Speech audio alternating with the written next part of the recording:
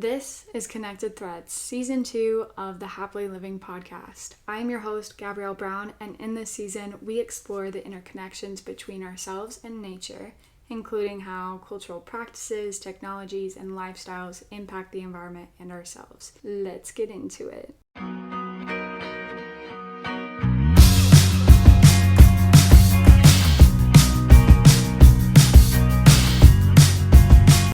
Okay, you guys, on this episode, we have the Erin Castille. She is a licensed master social worker, a registered yoga teacher, a clinical therapist, a mom of 2 beautiful sons, and a queen and the developer of the High Vibration Station, which just celebrated their 6-year anniversary in February. Welcome to the podcast, Erin. How are you? Thank you, Gabby. I'm so glad to be here. And I always love chatting with you, so this is going to be so fun. I have been waiting for this moment for so long because we talked about me developing the podcast before it actually happened. And now here we are and you're on it. And we love manifestations. I live for manifestations, and literally like every single time I talk to you and like see where you are and what you've done and what you're developing, my heart just soars because this is such a big deal that you have your own podcast and that you're getting your voice and your message out to the world. We need it. So thank you. Thank you for all that you bring. The dopamine rush. Okay. So instead of like getting ahead of ourselves, because I feel like we tend to just absolutely boost each other, and I'm so here for it, but we could do it all day long. Tell us, so you're going to talk to us about human design and the whole understanding of alignment, moods, your energies, the signs, like things like that. The astrology, yes. I mean, human design, oh God, okay, so I've been a lifelong studier of astrology. Like I remember being 6 years old, 7 years old, going to B. Dalton bookstores and like flipping through astrology books. Like I want to know everything. I'm a Cancer, so like tell me all the Cancer things. I'm a little crab. I've always felt like so resonant with that. But then as I grew in age and got older, going into college and learning more about it, like understanding that, astrology is so much more than just your sun sign. Like that, like just sparked so much in me. And I started following the moon and tracking the orbits of where the moon was and just learning more about every single sign because all of that is in us. We have Leo and Virgo and Gemini and every single sign in there, part of us. And I was like, that makes so much more sense because, I resonate with being a Cancer, but at the time, especially when I was a kid, like I did not consider myself a homebody. So I'm like, that's not there. But then I have this Gemini moon and a Sagittarius rising. Like I'm so like passionate and sparkly and curious and like all those other things. So like it started to make more sense. I was like, I see myself in my birth chart, not just in my sun sign. And then the discovery of human design, which I've always described to people as astrology on crack because it really is working in your kind of unconscious astrology chart and birth information with that, as well as the Chinese I Ching system and like just learning about like all these like cool little nerdy things with it. I was like, oh my God. And listening to a podcast episode where they described all the human design types, but especially my type as a manifester, where it was so triggering and alarming and almost offensive when I heard what they were saying about being a manifester.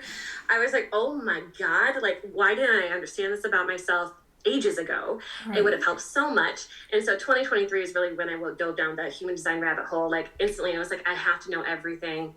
So, I've done a reader training and I've just been like passionately studying ever since. So and every time we talk about it, I just get so almost like this epiphany. I know more about myself, or like, yes, that translates wholeheartedly. And it just helps you better understand yourself. It's not just like, he has Virgo energy, that's why he's like this. Like determining relationships, it's like so much more than that. And it helps you figure out the moods and the times of the year and the seasons, and it better helps you not to just take it internally. So walk us through it. Talk us a little bit about it as like someone who's never even heard of human design. Okay. So again, my intro is astrology on crack. Right.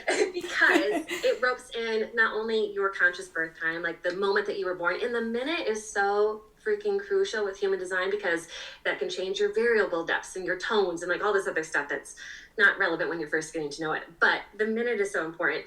But it also calculates your unconscious birth time. So when your soul maybe entered your mother's womb, right? Right.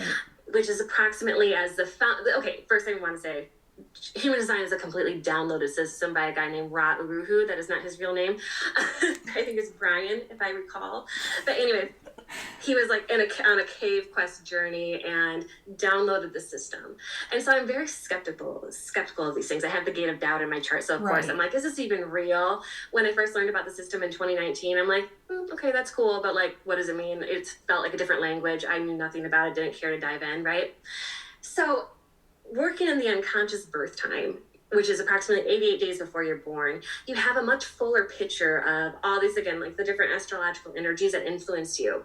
And then using the Rave Mandala, there's the Chinese I Ching system that works around it, which is 64 gates, like there's 64 genocodons in the DNA system, right? So each of these 64 gates have a transit time throughout the calendar year. It's approximately 5 to 6 days. So right now, for example, we just exited gate 55 and gate 59. So the conscious sun was in gate 55, which is all like the spiritual, emotional, everything. We're in Pisces season, right? So emotions are highly charged. A lot of the gates right now that we're transiting through in the next 4 weeks are all coming from the solar plexus, which is the center of our emotional system. So anyway, that's all a lot. But when I found out that it uses all these energies to tell you something about yourself, I was very intrigued. So human design breaks up. It's different than like you're a Cancer, you're a Taurus. It breaks up the way your energy works into 5 different types. So there are manifestors, generators, manifesting generators, projectors, and reflectors. And each of these 5 types work in a completely different way. And human design is one of the most helpful tools I have found, especially working as a therapist, because it gives you a functional way. Oh, this is a strategy for you to best achieve alignment in your life. For a manifesting generator like yourself, Gabby, right? Yes. Your strategy is to respond to what lights you up, respond to what exhausts you, say no to the things that you don't like, right? So it gives each type its own little strategy, and then it tells you what your individual authority are. There are only 8 in total human design authorities. You could be emotional authority, which is the majority of people, like a little over 50% of the population have that defined solar plexus. If that's defined, your authority is emotional, meaning that you have to ride through your emotional waves. Because if we make a decision about going to brunch together tomorrow, I'm on a high right now. You can feel it. Like I'm emotionally high. I want to say, fuck yes, let's go to brunch tomorrow, but catch me tomorrow when I'm exhausted and I'm tired and I'm dealing with my kids and all the shit, right?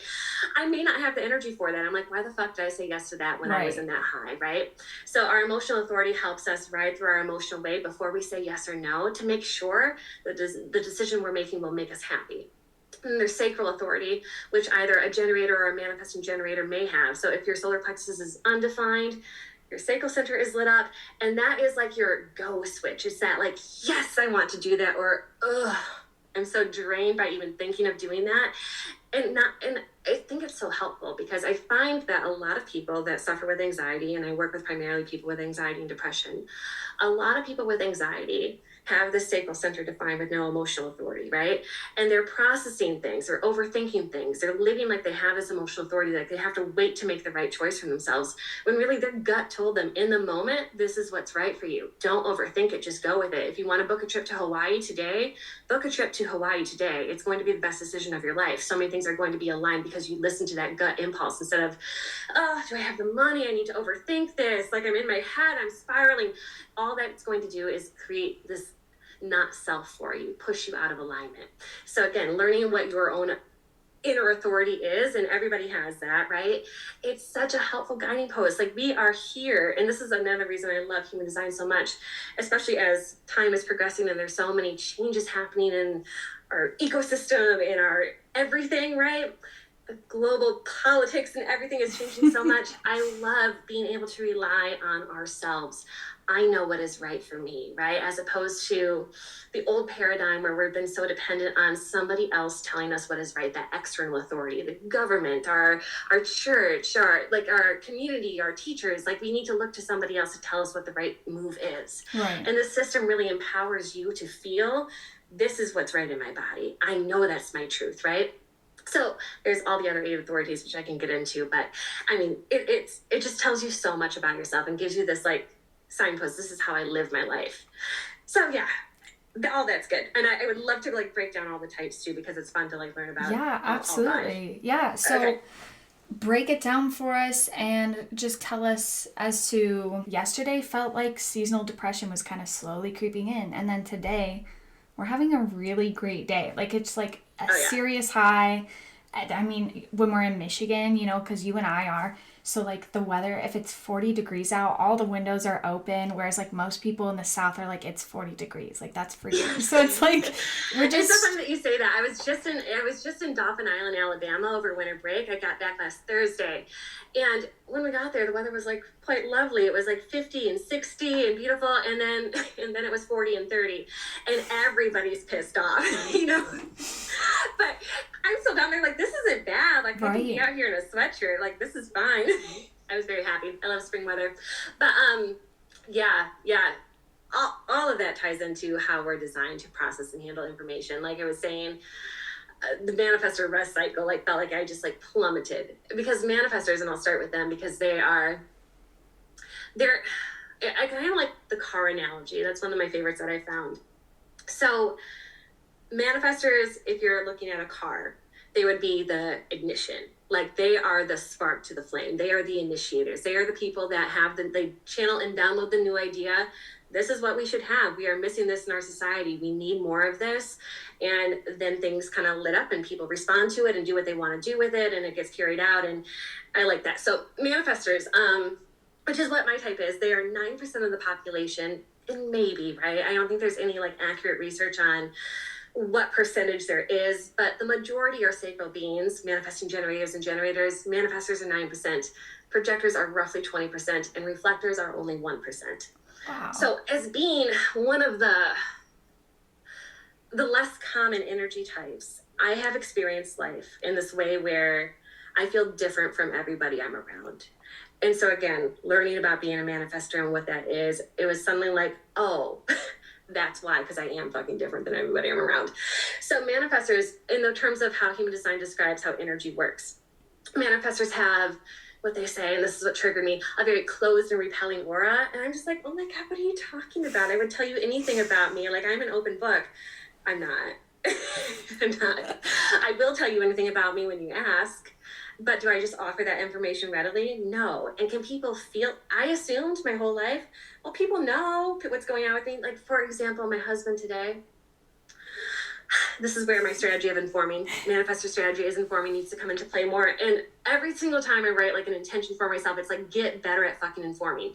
But manifestors are the only energy type whose strategy comes so unnaturally to them. So we have this closed repelling aura because we are here to download these new ideas that need to come into existence. And our closed repelling aura kind of keeps people out. It pushes people away so that we can kind of be in our own energy and just feel what needs to come through us, right? And when that comes through us, it's called a creative urge, which is great. I love a creative urge. I love existing in a creative urge, but they don't last that long. So our energy really works in spurts. We have this energy to like take off and launch something, and we will get the most done. We're like little like crack rabbits when we're in that creative urge. We'll stay up all night. We'll produce what somebody could produce, like an average person could produce in a week. We will produce in 24 hours. Like, we just like crank things out. We work very efficiently when that happens because we don't have a defined sacral center. When that energy goes away, we're depleted, we're dead, like we have no energy. This was me yesterday after creating this brand new office space and coming back from vacation and being swallowed by laundry. I mean, I had no life force in me.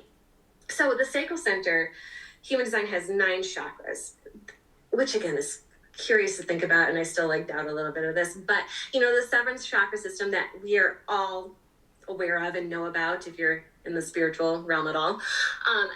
Apparently in like 1781 or something like that, Ra said we became 9-centered beings. But around that time, the world was changing. People were kind of born in a different way, in a different era. So that is when we moved from being these 7-centered beings to like, now we have this G center that like pulls us on our life path.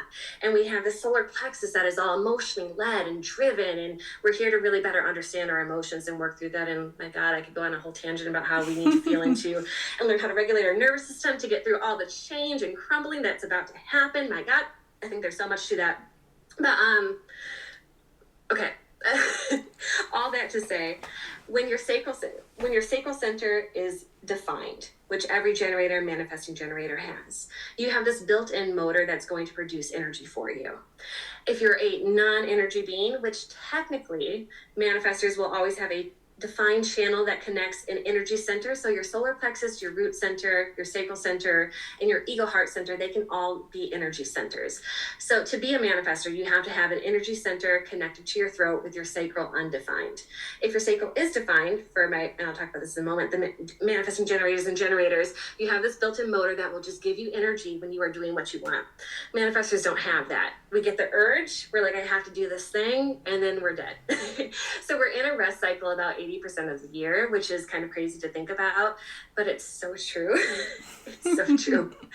Like, you just kind of feel like I can hardly function, but I have to do the things. And, we borrow energy. Every open center that you have in your chart, you are taking in energy from other people around you and amplifying it, right? So when I'm around a juicy manifesting generator like you, and thankfully I live in a house full of sacral beings, I am borrowing energy from them when they are lit up.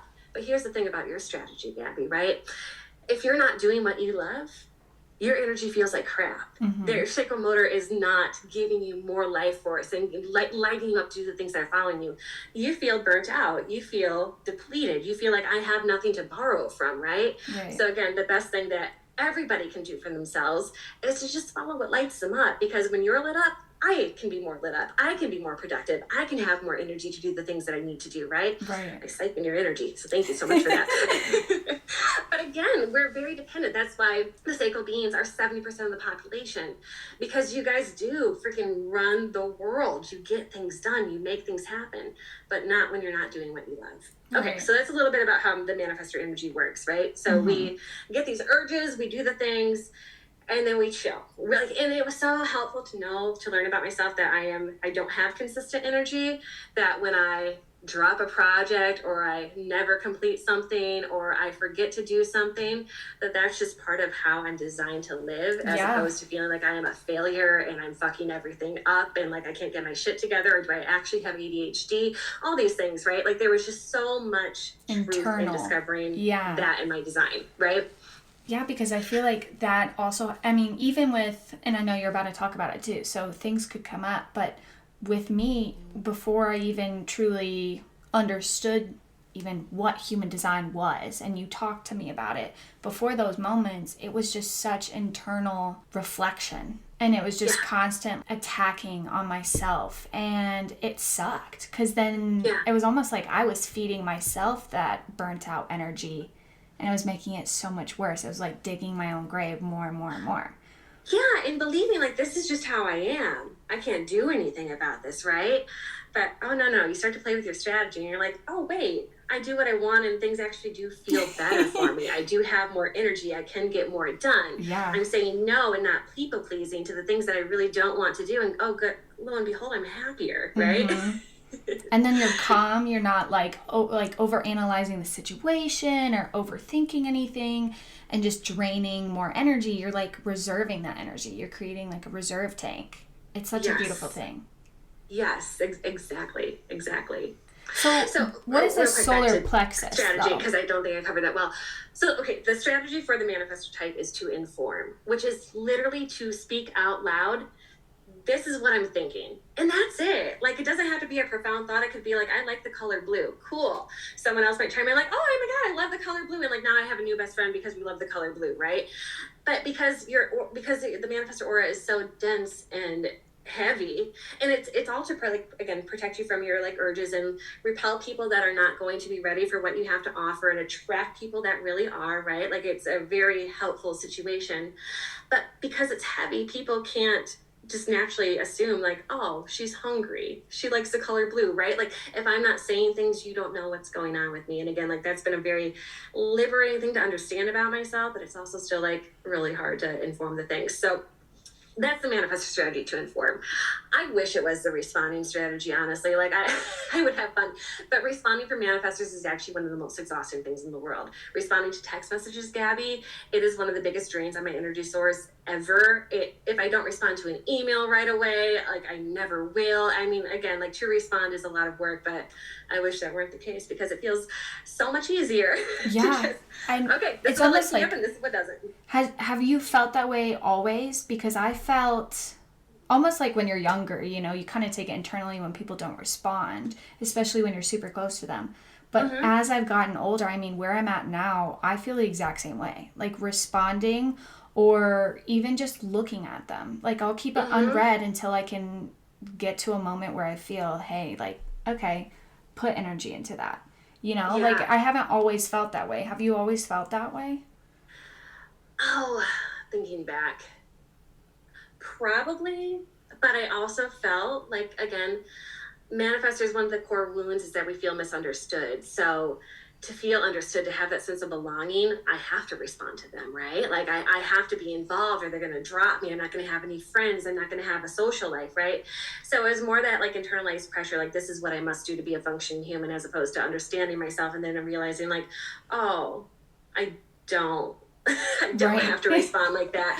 Or I do have to respond because I'm a human, and to have friendships and interactions, of course, that requires investment and energy, right? But just having the awareness that it's going to cost me something to do that, right? Yeah. It's going to cost a lot of energy that I don't really have or produce on my own. That's been really helpful to understand.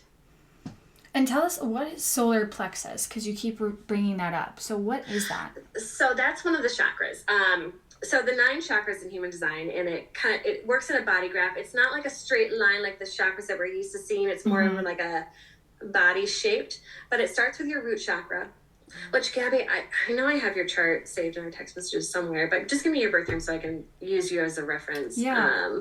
August 25th, 2000. You beautiful Virgo baby. 2000 baby.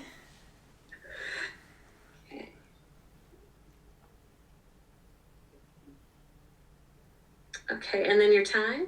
5:20 a.m. So my golden birthday is actually coming up. I'm exciting. Like really freaking excited. That's exciting. Golden birthdays are always fun.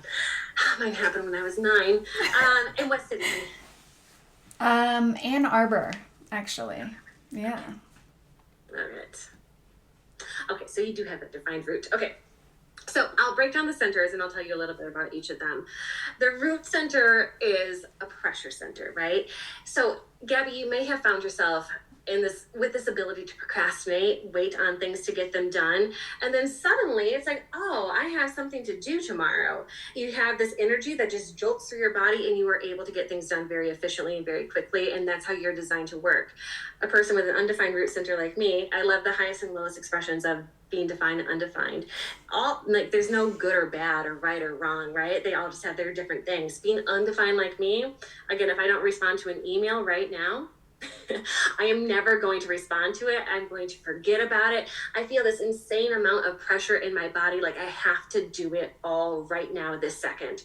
Ra always describes people with an undefined root like we're in a hurry to die because we want to get all the hard things done so we can finally relax. Right. But when are the hard things ever done, right? We don't know. So anyway, that's the root center. And then it goes to the sacral center, which is right above that. And again, like that's your life force energy center. You're listening to that gut response. I want that. I want to eat that. I want to put that in my body. I want to do that thing, right? When that is ignited for you, you go, go, go. When it's that like dragging, draining, like, ugh, I'm exhausted by that. I don't want to do the laundry right now. I don't want to call my mom back. I don't want to do these things, right? Give yourself that freedom and permission to say no in that moment. 10 minutes later, you might have a whole different attitude. If you actually do, like, I don't want to call my mom right now. Instead, I would like to go on a walk with my dog. And then you get back and you had the best walk with your dog ever. And it was such a beautiful day. And then you're like, oh my God, I would love to talk to my mom right now, right? Like it changes your energy when you're listening to what you actually want to do. So that's your sacral center. Then the solar plexus comes after that. The solar plexus is your emotional center. It's a center of, it's an awareness center. It has all of your emotional awareness in it.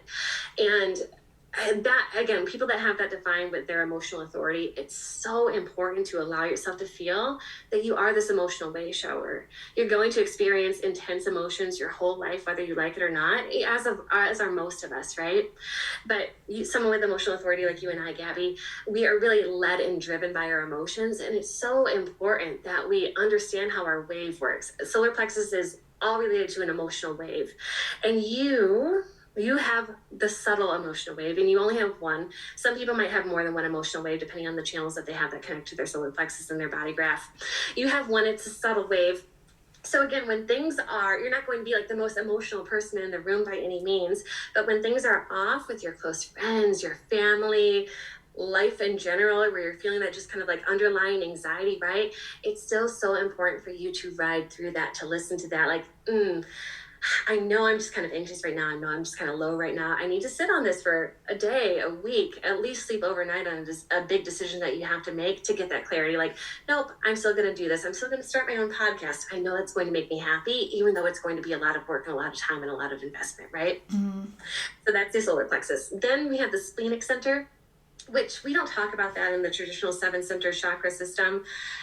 But really, the solar plexus is a new addition. We are emotionally led and driven people. The splenic is the oldest one. It's an instinctual center. It's where our intuition lies. People, projectors mostly, they can have splenic authority, manifestors can too, where it's that intuition, that just like that little hit, that little whisper that they feel inside themselves. I know this is the right thing to do. I don't know why, but it just is the right thing to do.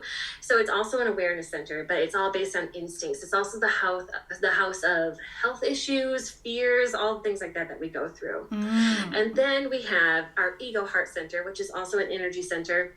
The ego part is always like a really repelling word to hear, right? Yeah. Like we've kind of been trained, I think, since Freud, that the ego is bad and like we should want nothing to do with that, and we need to like disown our ego and abandon our ego or heal it. Our ego is a really important thing, actually. It's okay to have an ego, to be aware that you have an ego. But your ego heart center too is also being very heart led. What is my heart wanting me to do? People that have their ego center defined will have consistent motivation when they're actually doing what they love. People that don't have it defined, like you and I, we will have inconsistent motivation, right? Sometimes it's there. Yeah. Sometimes we can borrow it from a defined ego in the room. Sometimes it's not, and we have to be okay with that. And then we go to the G center, which again, that's obviously not in the 7-centered chakras, but the G center is, Rod describes it as, it has this like magnetic monopole that pulls us on our life path.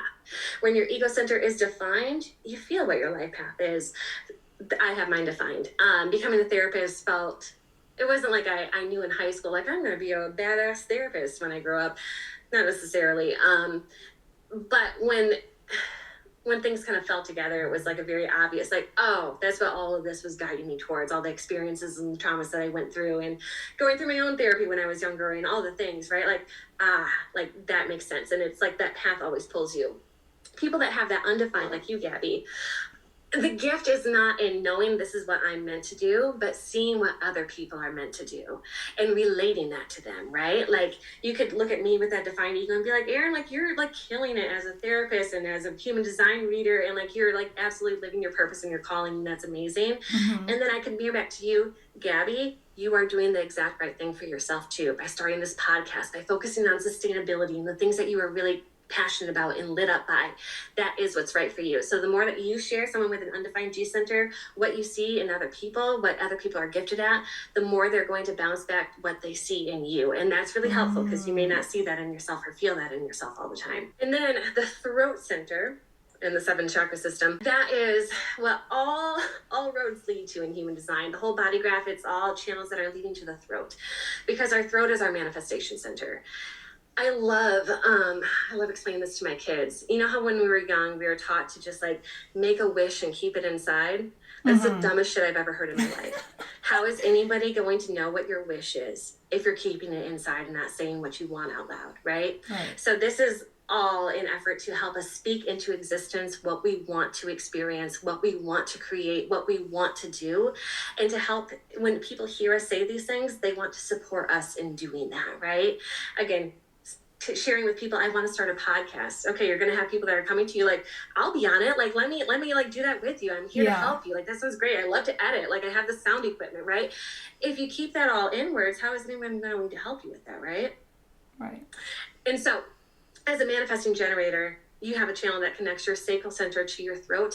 It doesn't have to be your sacral center, but you do need to have, just like a manifester, an energy center that connects to your throat, because again, there is energy that is moving your throat. You're going to have more of an impact than somebody that does not have that defined channel there. And then we go up to your ajna center, which is the third eye in the traditional 7-center chakra system. It's an awareness center. People that have their head or their ajna defined are absolute thought leaders. They can come off as more stubborn because they're not as open to understanding or being empathetically in tune with what's going on in someone else's head. They're very set in their ways, which is a beautiful thing, because again, they're here to be way showers, and this is what works for me. This is what I'm here to teach. This is what I'm here to offer, right? So the Ajna center is awareness center, and then the head center, the last one, is a pressure center. So we have a pressure center at the top and at the bottom of the body graph. The head center pressures us to have the answers, to ask the questions, to know what to do. And we feel that whether it's defined or undefined, this pressure, like we both are head and ajna undefined, Gabby. So we always feel this pressure, like, I don't know the right questions to ask. I don't have the answers. I don't know what to do, right? Right. But we don't need to. We just need to trust ourselves in the moment.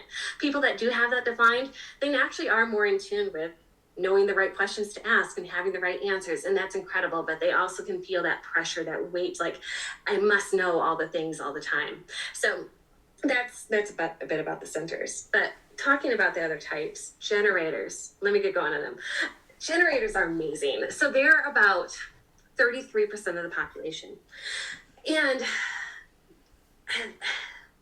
they can be referred to, and I don't love this language so much, as like the doers or the worker bees of the planet, because again, they can create their own energy when they're doing what they want.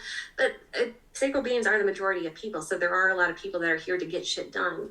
But again, if your sacral is saying, I hate my job, I never want to go there again, but I must do that because I have to provide for my family and pay for my house and do all these things. Okay, cool. Like, you're still doing the thing, and your body is still creating some energy for you to do the thing that you're telling yourself you have to do. But when you're not feeling what actually lights you up, you have this job, but really inside you're an artist, and you've always wanted to create and express yourself in that way, but you won't let yourself because we have this fear that we can't be successful at doing that. We're not going to make money. We're not going to be able to provide for our lives. Right. You're going to live in a very burnt out existence as a result of that. So sacral beings are the people I am most passionate about working with, because again, my energy depends on yours. You know, right. I need all my sacral beings that are around me in my orbit to be following what lights them up. If my husband is trying to people please me and not get what he wants for dinner, guess what happens? He's in a bad, gross mood. And then guess what happens? So am I. You know what I mean? Yeah. So again, having that built-in motor system, knowing that they are here to just follow what lights them up, what makes them happy, what makes them feel good, moment to moment. And again, like, I'm not talking about like all the big picture things. Like, yes, we want careers that satisfy us and make us happy, but pay attention to just the little things in your day. I don't want to do laundry right now. I want to go on a walk instead, or I hate going on a walk. I want to lay on the couch. I want to scroll on my phone. That's going to light me up and recharge me in a way, because I just need to lay down and decompress, right? Whenever you're following that gut impulse, like, this is just what feels right to me, you're going to find yourself in more alignment. And generators' self-theme, same with manifesting generators, is to feel satisfied. And like, when you think about your days, Gabby, right? Like, what things are actually satisfying you? What things are frustrating you? Human design also gives you a not self theme. So for manifestors, it's anger. For generators and manifesting generators, it's frustration. So whenever you're finding yourself moving through frustrated feelings or people that are frustrating you, right? It's really checking in with yourself. Where am I not responding appropriately for myself, right? What generators can be so classic for people-pleasing behaviors, right? I need to just worry about everybody else and make everybody else feel good and make everybody else happy so that I can be okay. I mean, again, it makes sense because we want other people to accept us and feel okay. So it makes sense why we combat conditioning. But you're not going to be okay if you're self-abandoning every time somebody else wants you to do something and you're saying no to the things that you actually want to do. If you want to journal before going on a bike ride, but you feel like my partner wants to go right now, so I can't journal.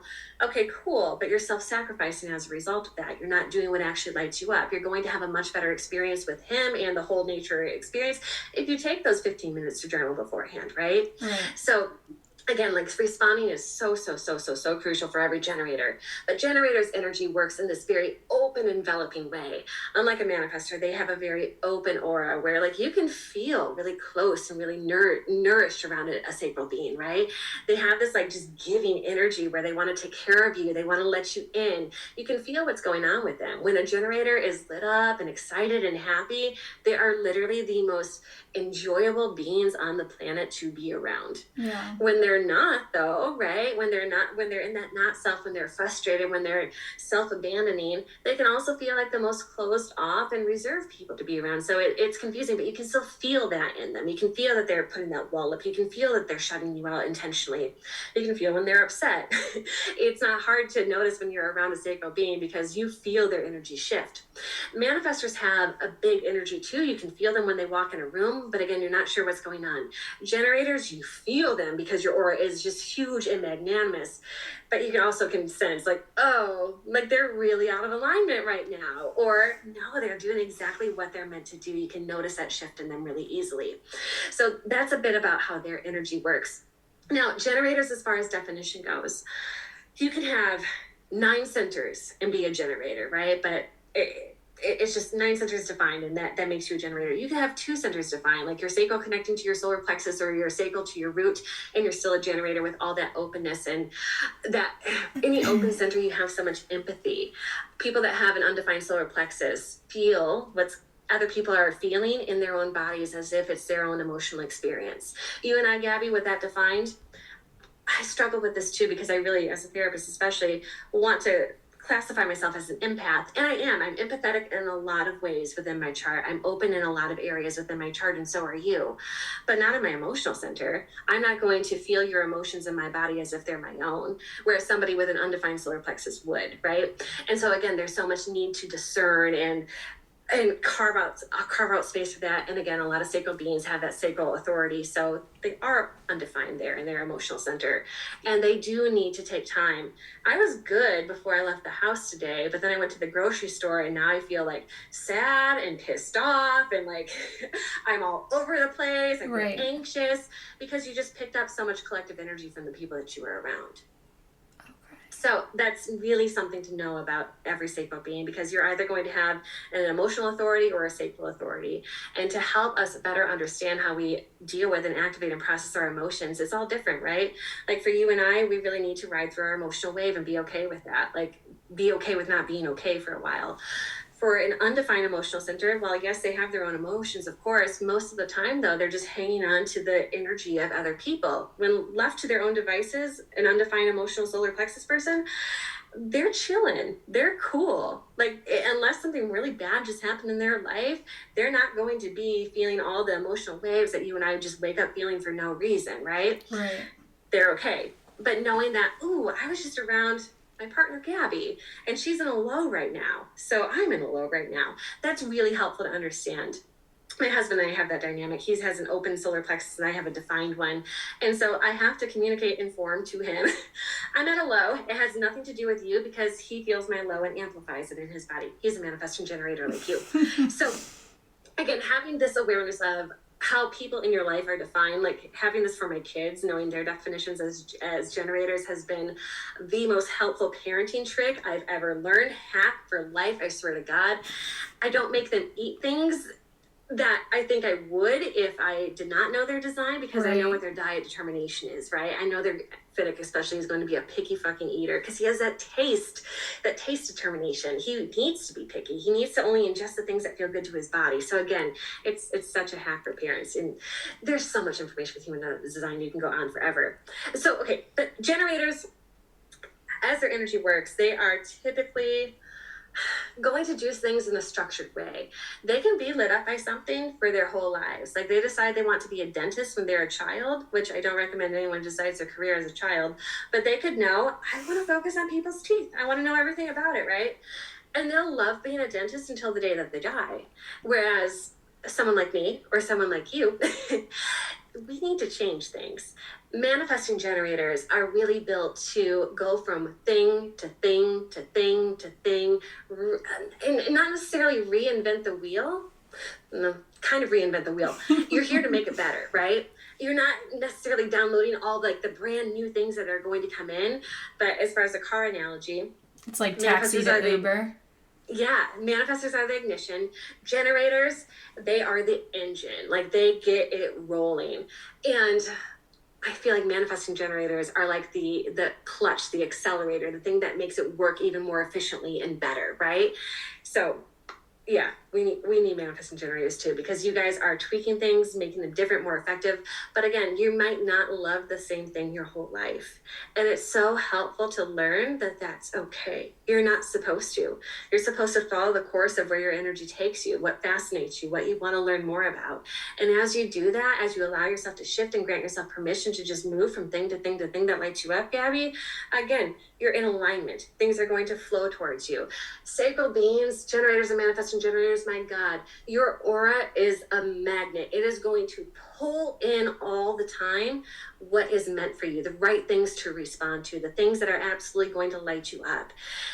But if you're in your not self, if you're not following yourself and going to Hawaii, booking that trip to Hawaii today because you just feel like you want to, right? You're waiting too long, you're overthinking, you're not doing it, you're going to miss so much of what you're meant to do in this life.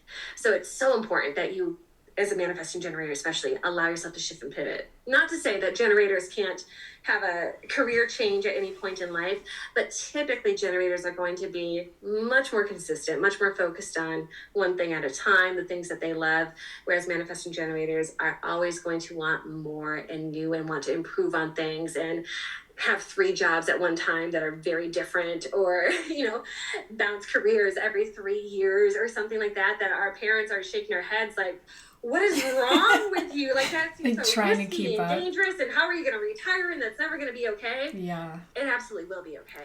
And for those of you listening, for the moments of like trying, because you and I had just stated that when we're in those moments of feeling that energy and emotion, it's not easy. Like, it is a work in progress, and it will probably always be a work in progress. But like, trying to go with the flow of whatever you're feeling, especially when you're down, is such a struggle. And it's, oh my gosh, it's never like, okay, I'm feeling this and I need to just sit in it. It's definitely a fight for me. And it's something that I'm sure if you feel the same way, like, just know that it's not going to be easy in the beginning to just sit with your feelings. And to ride through that wave, absolutely not. None of this is easy in the beginning, even though Ra would say it's natural for any sacral being to just live by that response light. No, it isn't. It's not, because we've been conditioned our whole life to people please, to just make everybody else happy. So when we learn, okay, like, I'm just meant to say yes to the things that light me up and no to everything else. Yes, correct. That is what you're meant to do all day, every day. You will have no problems in life if you do that. But that's so fucking challenging, because we have been taught and shown and modeled to us our whole lives not to do that. Right. That like, is dangerous. That is the wrong thing to do. Yeah. Like, don't pout or just don't sit and wallow. And it's like, well, don't throw a temper tantrum, but also just like, if you're feeling not well, if you're really down, like, it's okay to be in the middle of a party and just not feel great. Go home if you can't go home and it's at your home. Just sit there and do what feels best for you in that moment. Like, fighting it makes it so much worse, and it's easier said than done.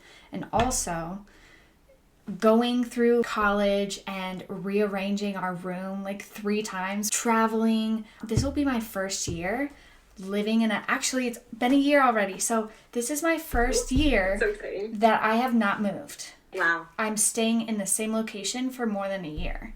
Which, yeah, how does that feel? It feels so nice, because having to move every time was so stressful. But like, at the same time, I understand why I was always trying to change my environment, going and traveling, doing this, doing that, day-to-day stuff, and bring up new opportunities while still in the middle of others and not finishing others. And onto myself about lack of motivation or not getting things done, or not even thinking about the age, but being like, okay, this is where I'm at and I need to have this and this and I'm not on top of this. Like just understanding myself as a manifesting generator and continuing that understanding just helps me have so much more grace for myself. And compassion for yourself, right? Yeah. Because again, like working through these things, in human design, we call it a deconditioning journey, which Ra always talks about how our cells are like our blood cells, they regenerate every 7 years. So like a full deconditioning journey to like really like get used to using your strategy and authority, like it's second nature to you, that takes about 7 years. I dove into human design in 2023. So like I'm just beginning on my like 3rd year of deconditioning and trying to like be okay with who I am. Yeah. So again, like this is like a very like time consuming and pleasureful, but like confusing and hard thing to work on and work through, discovering your type and how you work. But it's also so liberating. Human design truly is for the kids, right? Like teaching my boys about their strategy and authority already. Leo has this like sacral authority and he's so into redecorating his room. Speaking of that, right? He's into like all the holidays. First it was just Halloween. Now it's Halloween and Christmas and Easter. And he has like a section in his room for each of it. And it's just like, honey, like you are meant to follow what lights you up. If that's what you want to do right now, go like paint a little Christmas tree and put it on your wall. Like that's what you're here for, right? Yeah. So like teaching them that at that age, I'm like, I'm in tears almost. He said to me the other day, he's like, Mom, I'm using my authority. My body tells me what lights me up. The fact that he said that to me, I was like, drop the mic, I'm done. Like I could die happy now. If Finnick says that to me, I actually could. But just knowing that like he understands that about himself, that he's not here to lead his life with his mind, but listen to what his body is telling him, that's everything. So again, as we're working on deconditioning and trusting our bodies more and listening to our bodies more, like no, it's no easy walk in the park, but like that is going to be the most liberating thing that we can ever do. Listening for you, especially that gut response.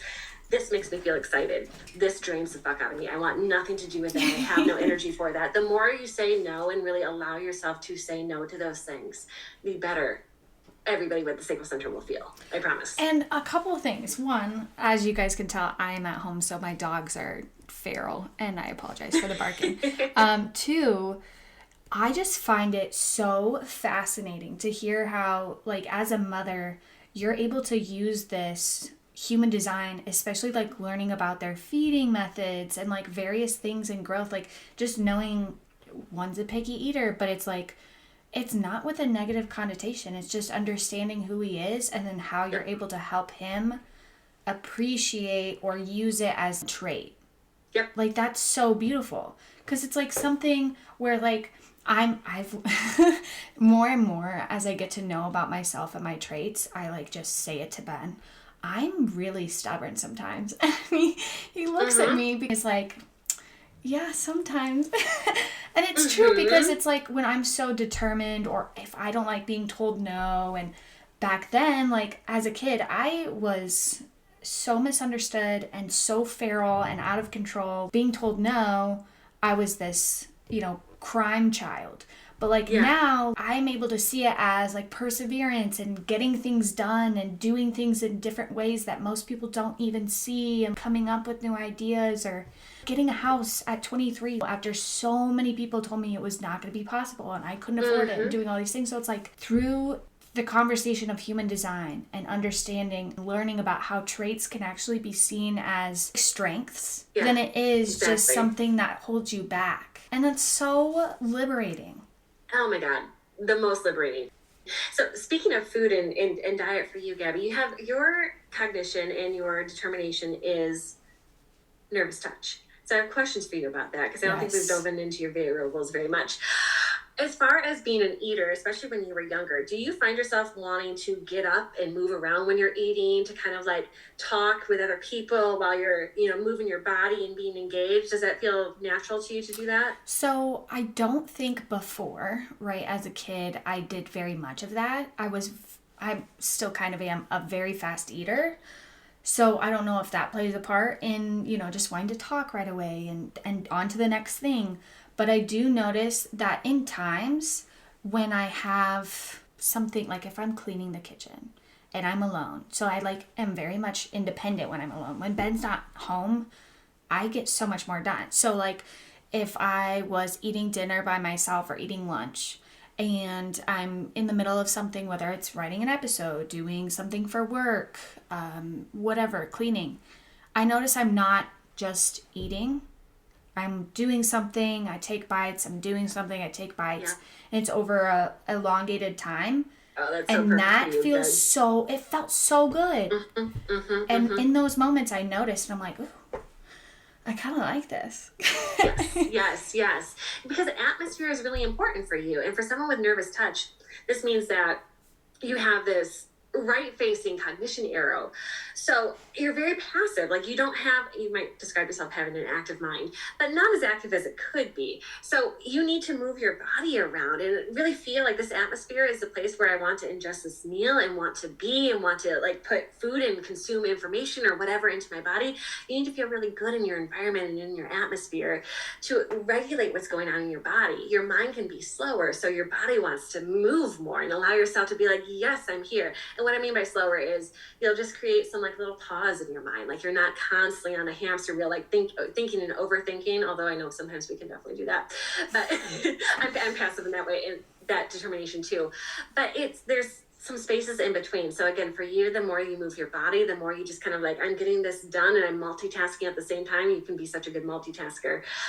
That's really, really productive for you and nourishing for your whole system. And not just like the food that we consume, but also the content that we're consuming, the information that we're ingesting, the media that we're consuming, right? Like it's all feeding us. The books that you're wanting to read. Do you want to read nonfiction and study something right now? Or do you want to like get lost in some smut, right? Like the things that are really just, this is what I want to take in right now. That's feeding us. And you allowing yourself to just kind of bop around and multitask while you're doing that. So perfect. Absolutely. And I noticed too, especially like with content that we feed into, ever since I changed my Instagram to following, content that's actually like self-soothing or health and wellness, or just very much into the same things that I am into, like health and wellness and holistic, that has definitely helped my mental health.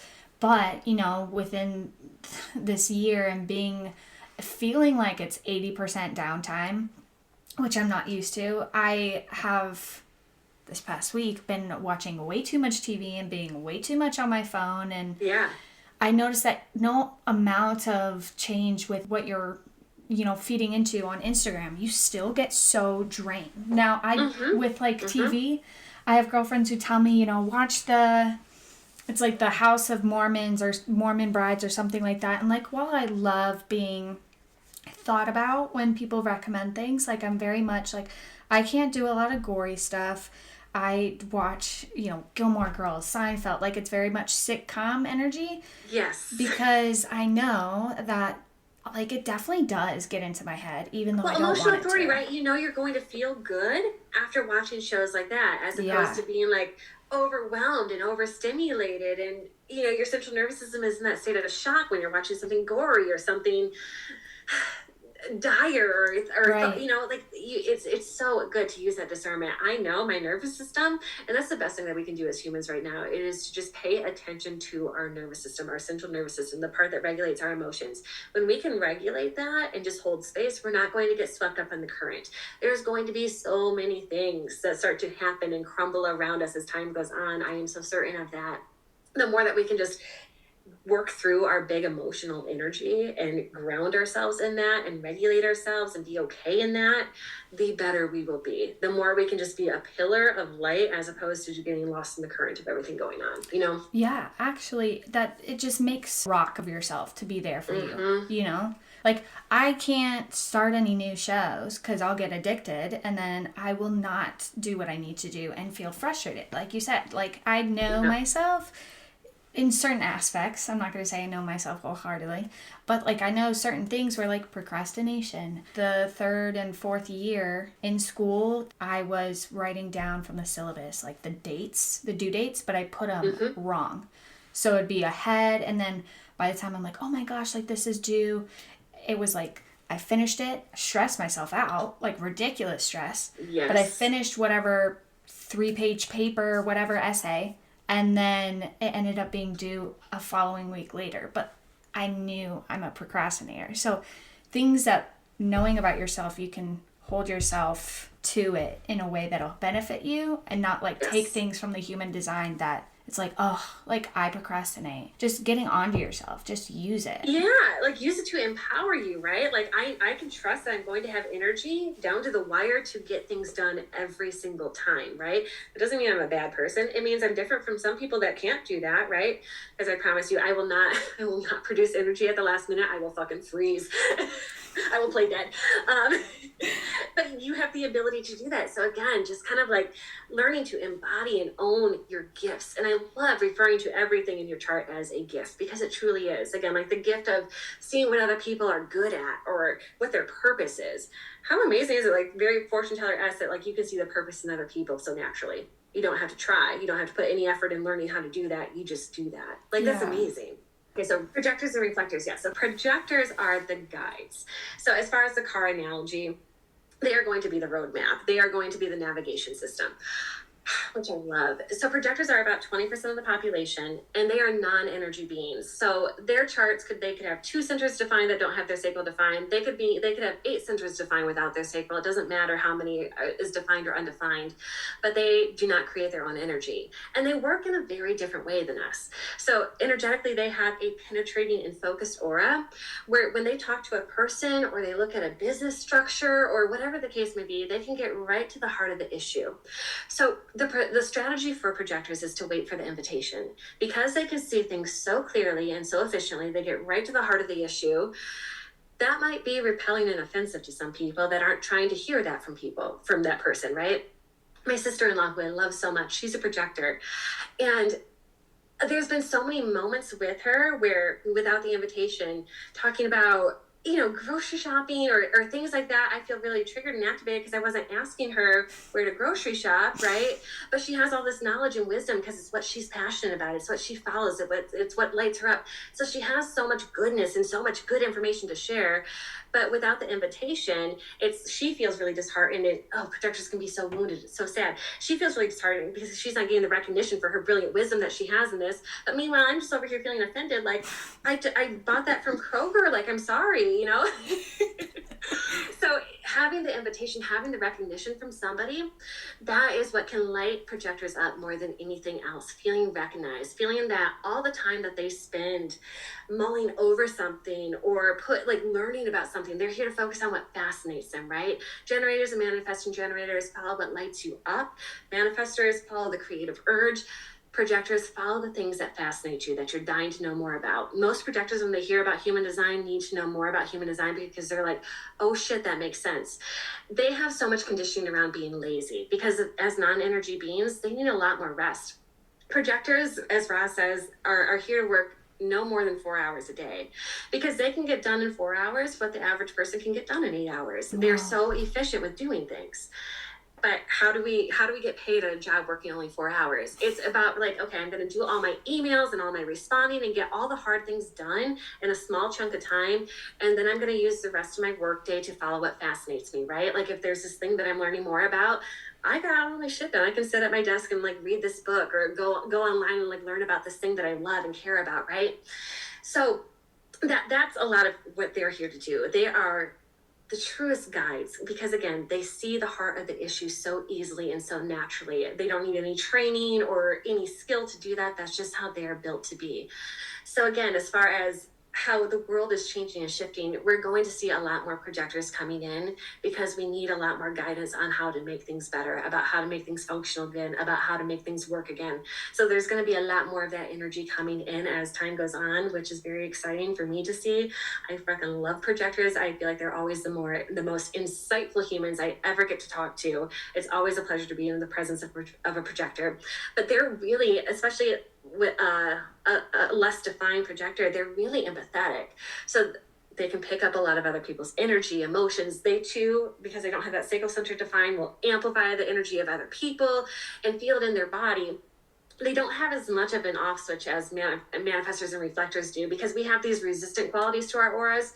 Projectors are just all the way in. So Gabby, if you're having the best night of your life and you want to stay out till 3 a.m. doing all the things, a projector that probably needed to go to sleep at 8:30 is going to be right there with you probably until 4:30. Like, I'm going to clean up the whole house after this is done and like make everything super neat and tidy because that's what I'm good at and that's what I'm here to do.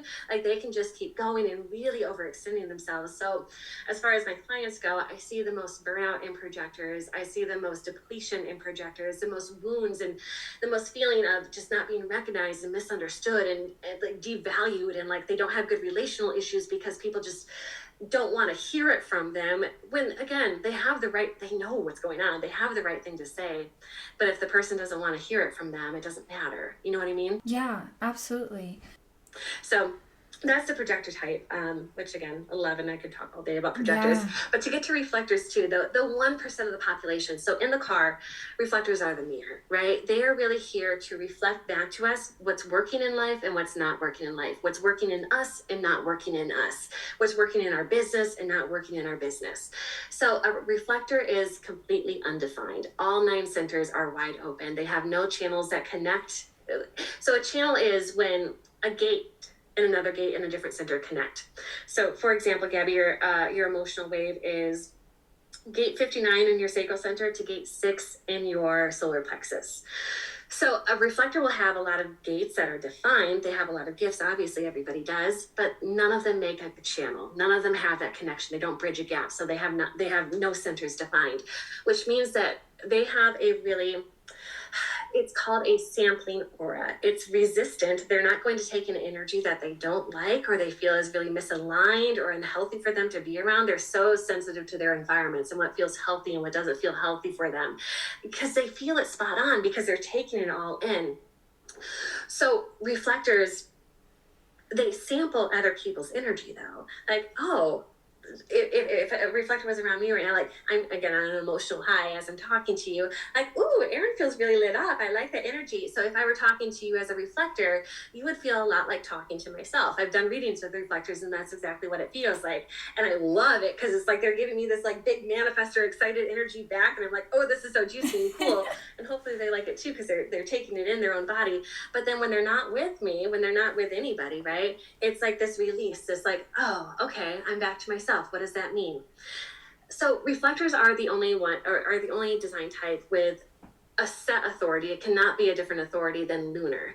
And a lunar authority means that they have to wait a full lunar cycle, which is approximately 28 days every month, to make a decision. Because as I was talking about earlier, the transits in our solar system, the neutrino stream, it changes every 5 to 6 days. The astrology changes every few days with the planets moving and the moon moving and shifting. So they're going to pick up all these different energies. And as they're shifting and kind of embodying these different energies, I mean, like some days they might feel like they have an emotional wave because suddenly now there's a gate that is, the sun is moving through and it connects to my gate and I do have an emotional wave and I'm experiencing that for 6 days. For them to make aligned choices, they have to feel through what all of the energy of the month feels like before they land on, yes, I should go on that retreat. Which is unfortunate because sometimes we have like a week to make a decision and we can't wait a full lunar cycle to go through that. But that is what is most aligned for them when they get the opportunity to wait on something, to slow down, to really feel who they are. The best question for a reflector is to ask themselves every day, who am I today? How do I feel today? Because again, they are different beings day to day to day based on the transits in the cosmos and the people that they're exposed to and around. So again, they are, I am always lit up like a Christmas tree whenever I see a reflector chart because they're so rare. I don't know many in my actual life. I only have like a handful of them that I've ever actually met in person. But they are treasures to be around. It feels so nourishing. But yeah.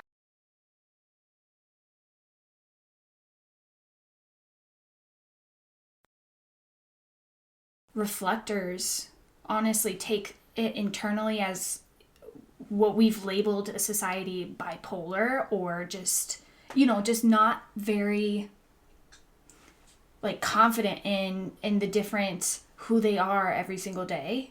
Well, yeah.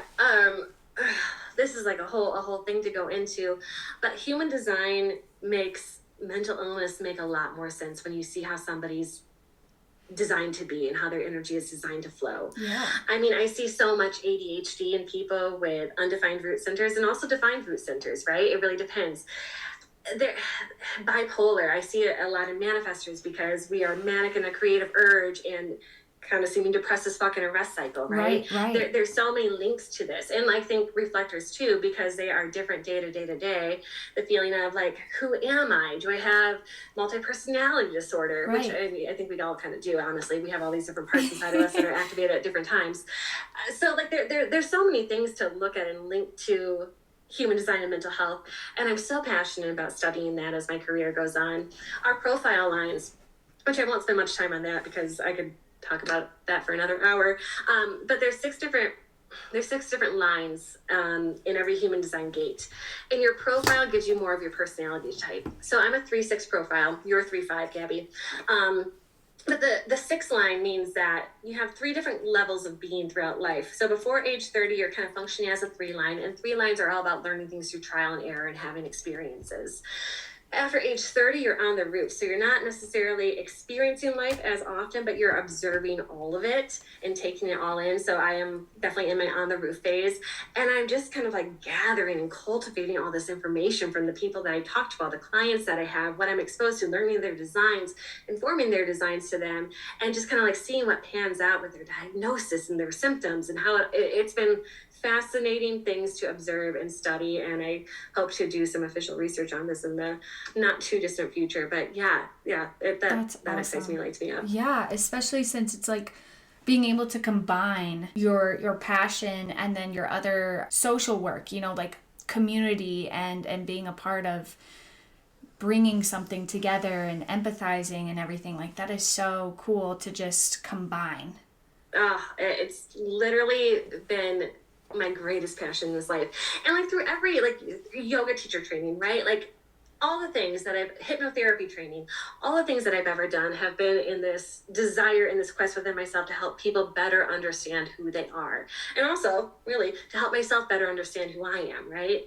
So, I mean, all the things, because I feel like when we have more self-awareness and more self-assurance and this is what's right for me and this is what isn't, we're better off, we're more aligned, we're better people. And then we can have more compassion for other people and also see other people in a better, healthier way. And I love human design because when you take the time to learn the language of it, you have so much more compassion for everybody around you. When you look at your best friend's chart, you're like, oh, I see why we butt heads in so many ways, and I understand it and I get it, and it makes so much sense, Yeah. And with downtime, like we were talking about how we finally feel energized today, but last week or yesterday we were just so down. Like how do we kind of navigate through that path?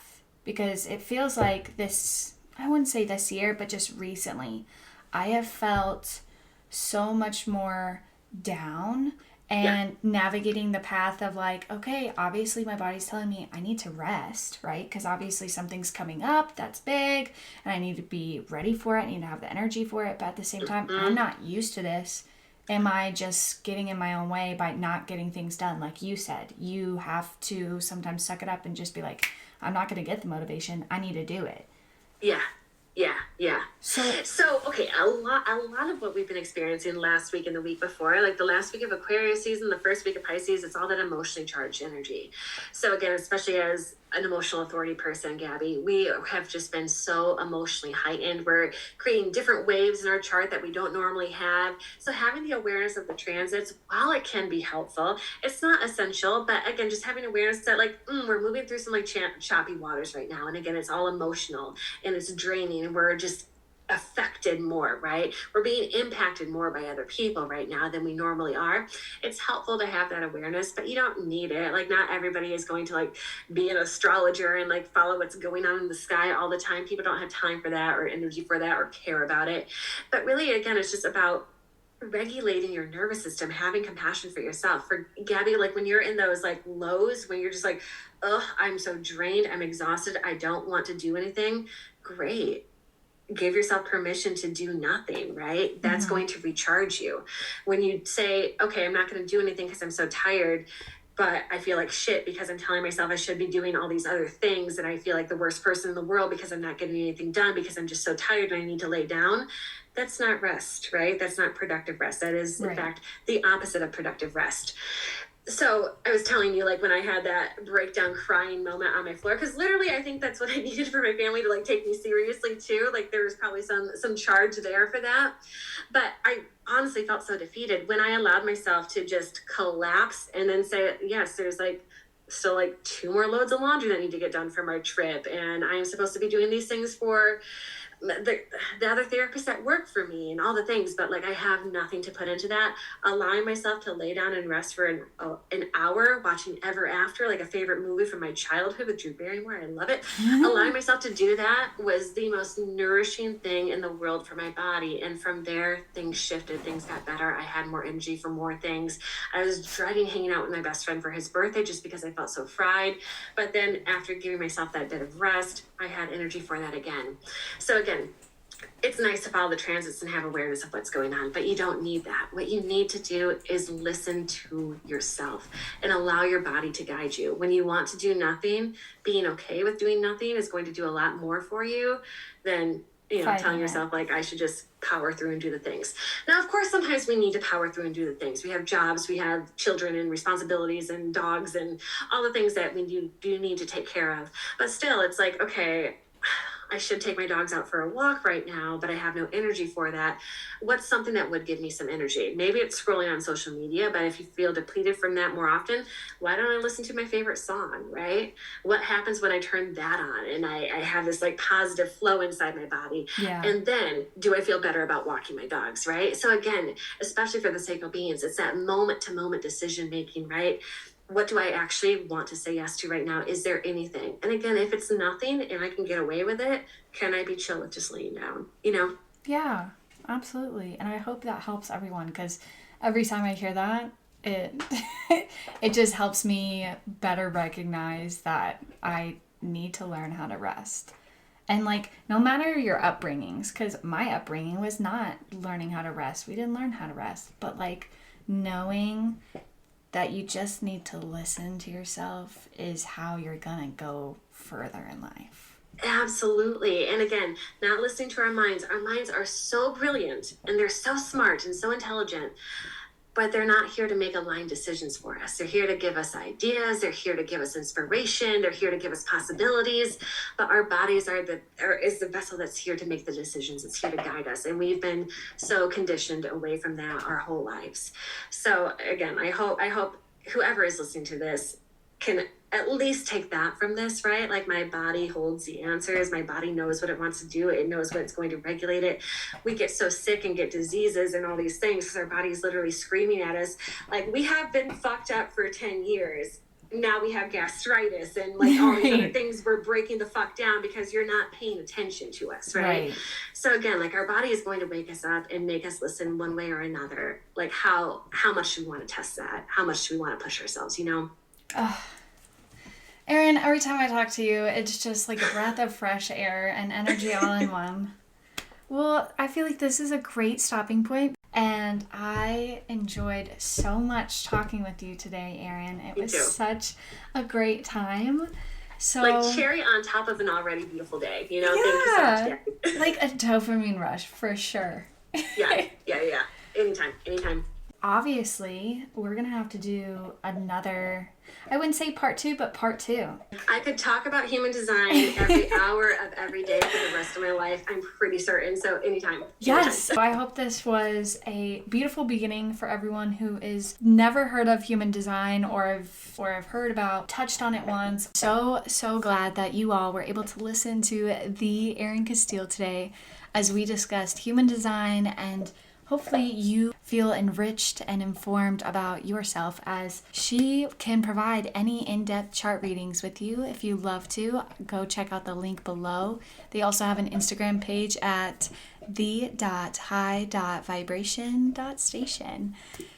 With love and light, you guys, it's always a pleasure. And if you can hear the noise in the background, that is my dogs. They're chewing on some hooves. They are hilarious. It's almost like clockwork. Every time it gets around 4:30, They're getting antsy, they're getting ready, they know dinner time is right around the corner, they're intuitive. Gotta learn some things from them. But like I said, you guys, I hope you all really enjoyed this episode, and April 18th will be the next episode drop. You guys, April is right around the corner. That's crazy. I hope you guys have been living your year the way you want to, and I know that's not always the most easiest thing to do, so just take it one day at a time. That is my mantra this year. It really is. Have a great rest of your day. Have a great rest of your week. Know that we will definitely see, quote unquote, see Erin Castille in the future. I hope you guys have a great day, great week. Enjoyed this episode. Feel free to like and subscribe, leave a review. It is so helpful. It lets other people see this podcast, and every time it gets bigger and bigger and bigger, it's because each one of you has an impact. Every single one of you contributes to the growth of this community. Let other people know if you truly feel like we have impacted you or you enjoy this. Feel free to check out our website at thehappilyliving.com, and if you haven't already connected with us on our Instagram, join us at The Happily Living with Love, and